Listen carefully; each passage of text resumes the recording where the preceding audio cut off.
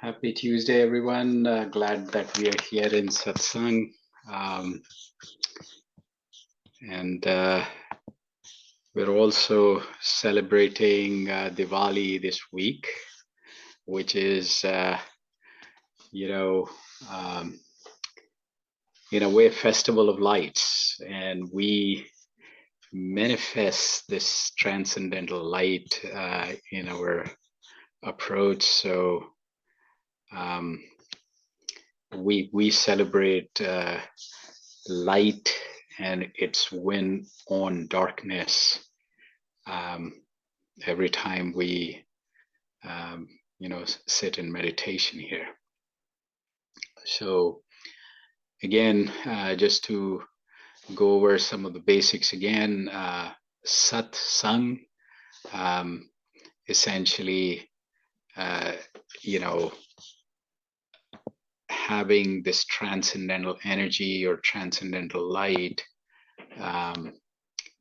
to be with, or to be in the presence of, or to be in the company of this enormously uplifting and positive energy. That's, satsang. So satsang, to be with transcendental energy. So I think that's why I was saying every time we do this meditation, we are celebrating, light. We're celebrating positive, uplifting energy.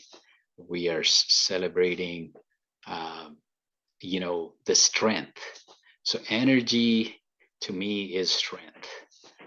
So every single time we embody, and inculcate this energy, we are winning over our weaknesses within and outside, and we are charging ourselves up to fight against the darkness, the ignorance, the weakness. And the process that Guru Maharaj, used himself and then prescribed to us, is this meditation where we are thinking of nothing else at all, just focusing on this backdrop of this enormously positive and uplifting energy. And then,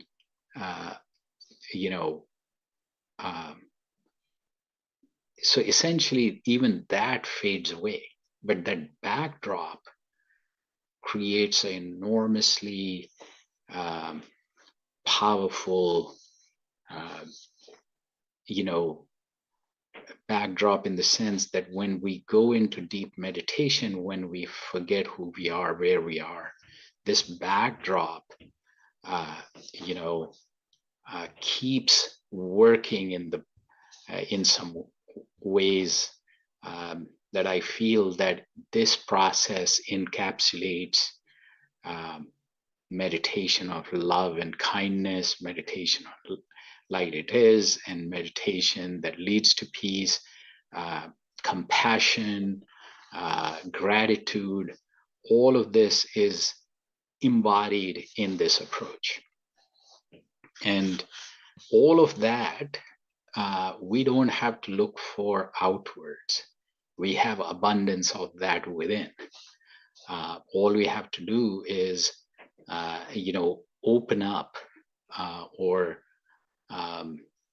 kind of do away with the, whatever is blocking that flow of that kindness, of that love, of that energy, and you find that you are transformed in so many different ways. And as we are here in a group, the group's collective energy, group's ability to support and create this, multiplier effect, which directly affects our state within this group session, but that multiplier effect actually helps our individual practice, helps our behavioral change, helps our ability to absorb and store and then reutilize this energy as and when needed. And all that, leads to this, higher inner happiness, higher levels of joy, more consistent, more deeper, and more sustained joy and inner happiness. So with that note, actually, let me see if I can talk just a little bit about, we have this topic of resilience. So I'll just, there is some work that Arvindji is doing in UK, and so I'll just take a few lines just as a food for thought before meditation, and all that. Let's kind of take it in and absorb while we meditate as well. So he's starting, meditation is associated with both the state and trait like effects. So like behavioral traits and a meditative state. So both those things are part of the journey. So state effects are those occurring in individuals while they actively meditate. So, Guru Maharaj has written, and his Guru Lalaji Maharaj also talked about that if you achieve higher consciousness, higher awareness states during this meditation, he used to say, we don't guarantee, we don't promise, we don't talk that much about it, but their statement was, we wouldn't be surprised if you do. Because from what I have seen and heard and observed, it's actually pretty common. Now, trait-like effects occur gradually over time because of sustained meditation practice and persist longer. So state is a state that, that could stay for some time. Sometimes meditative states affect you. Actually, meditative effects have a positive effect on you on a longer term, but then that becomes trait or behavioral. They kind of integrate into your life itself. So trait-like effects are thought to result from stable long-term transformations in the brain activity and structure. So,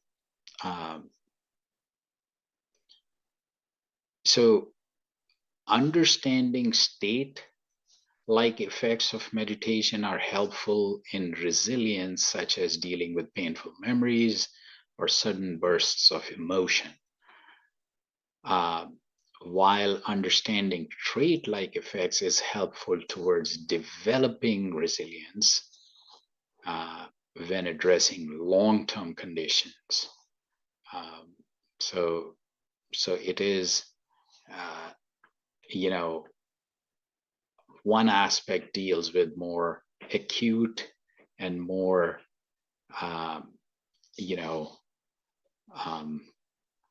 in the moment type of emotions and things, while the other effect is longer term. So basically, I think that goes on and on. I don't want to go deeper into it. He will probably talk about it in one of the sessions. But you know, just differentiating between a meditative state and the impact of meditation on our like behavior or thinking pattern or even brain activity in a way that it inculcates into, you know, like it's affecting our personality essentially. So on that note, let's get into our practice, into the meditation. So sit in a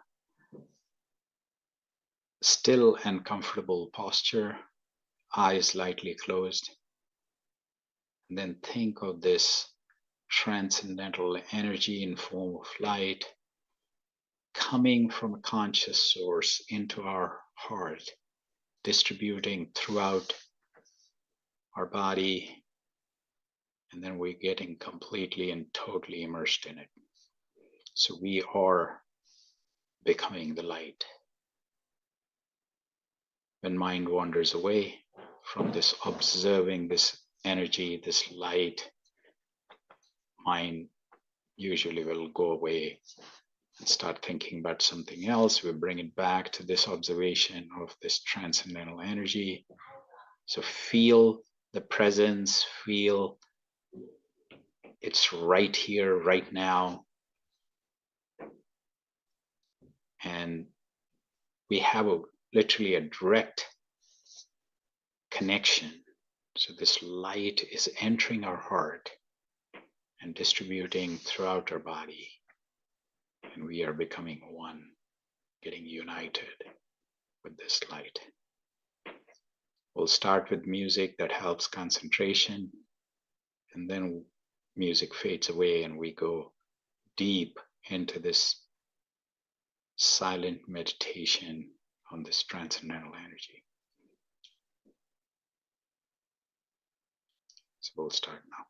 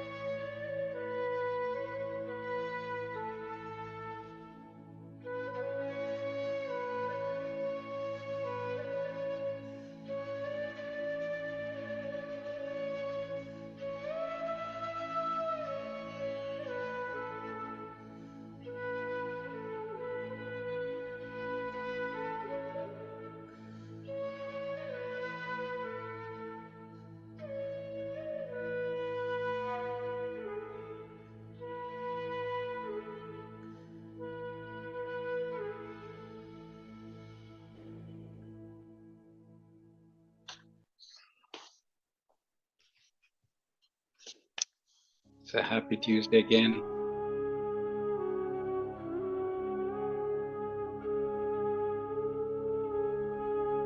Everyone.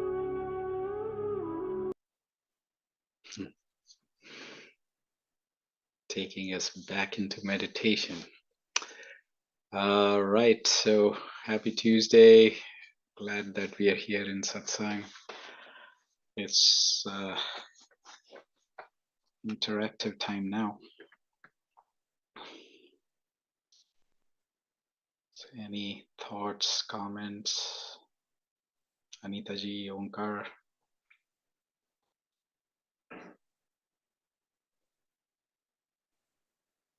Namaskar, Bhai Saab. Good evening, everybody. So it was really nice to hear about the work being done by Arvindji. It's an interesting way to put it. So the meditative state and the traits. So yeah, when they usually say like, how do we figure out if meditation is helping us? It is by the change in our behavioral traits, is what they say. So if we become more tolerant and patient and nicer individuals slowly.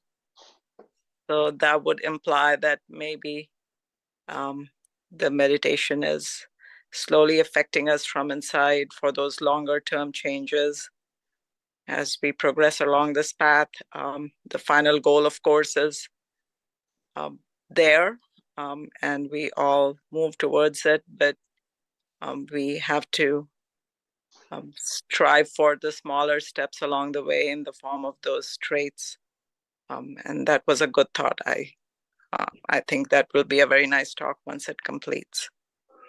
Yeah, it's interesting because I think we all want to have a great meditation, good meditation, and meditative states, and sometimes even like what you see or what you observe or what you feel during the meditation takes precedence, rather than like, am I getting to be a better human being? Am I getting to behave better?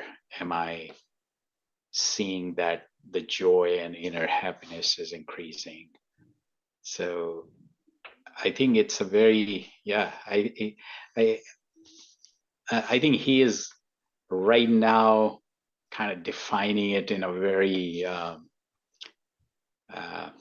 almost like academic terms, but I think this is very relevant, and especially to our practice where you don't see different kind of lights, colors, sounds, and so on and so forth.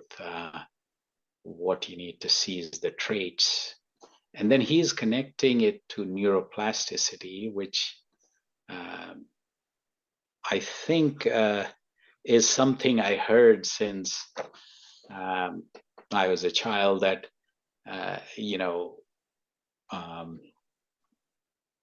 my eldest uncle, he used to talk about like the only real measure of how your meditation is doing is your behavior. And now, in technical terms, you call it neuroplasticity. So, yeah. It's very interesting. Yeah, it's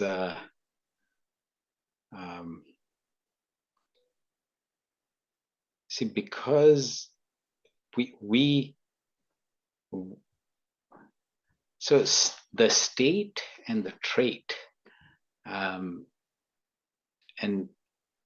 leaning heavily towards what states we get to. And I think it is important because we all want to feel good, and meditative state is that literally feel good state. So those are definitely important, but I think the longer term effect and behavioral effects are far more important. I think that would be a good thing to write up on. Yes, we're looking forward. Yeah.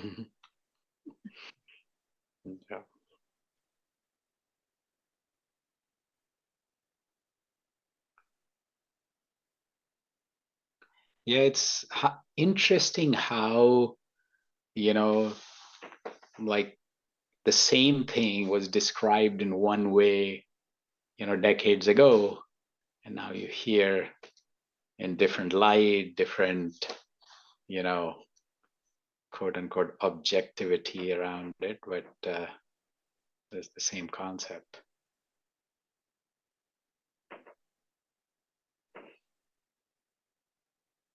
All right.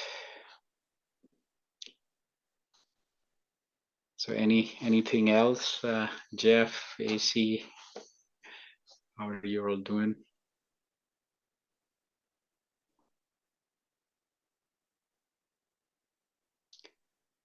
Omkar, anything on your end? Bhaiya, namaste. No, nothing from my end. I am going in circles. Aren't we all?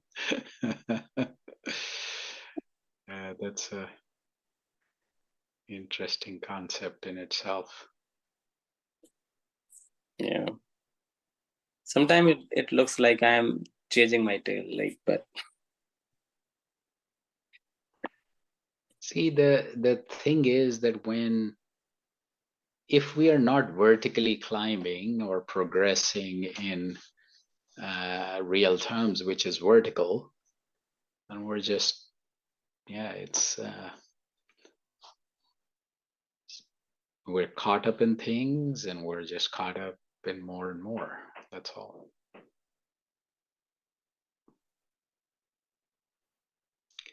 All right. So what else, Omkar? not just when you are chasing your tail and you are not going anywhere, but you are still the time is still passing. So that's the thing. No, but a lot of people who are just running in circles don't even realize that they are doing that. That's the irony of our times. I mean, just making more money or getting more fame or are you vertically climbing is the question. Are you